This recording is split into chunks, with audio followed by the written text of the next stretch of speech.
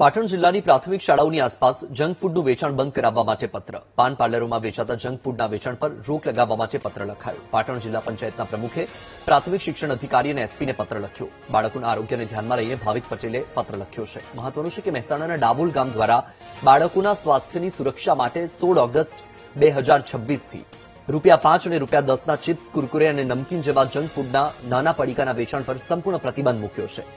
આ નિયમ તોડનાર દુકાનદારને ₹1000નો દંડ ફટકારવાની જોગવાઈ પણ છે.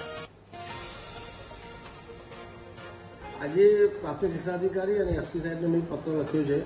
નાના ભૂલકાઓ જે પ્રાથમિક શાળામાં અભ્યાસ કરે છે એના 200 મીટરમાં જે પ્રકારે મને ધ્યાનમાં આવ્યું હતું કે જંક ફૂડ અને નાના પડીકાઓ કે જે આ બાળકોના આરોગ્ય સાથે ચેડા થાય છે એવી માહિતી મળવાના આધારે 200 મીટરમાં બિલકુલ કોઈ પણ પ્રકારનું આવું જંક ફૂડ અથવા તો પડીકા ન વેચાય એના માટે મેં ડીપીઓ શ્રીને, એસપી શ્રીને કહ્યું છે. અને આવું જો કોઈ પણ વસ્તુ ધ્યાનમાં આવે 200 મીટરના અંદર તો એના વિરુદ્ધ સખત પ્રકારની કાર્યવાહી થાય અને આ સદંતરે બંધ થાય એ માટે એક પત્ર લખ્યો.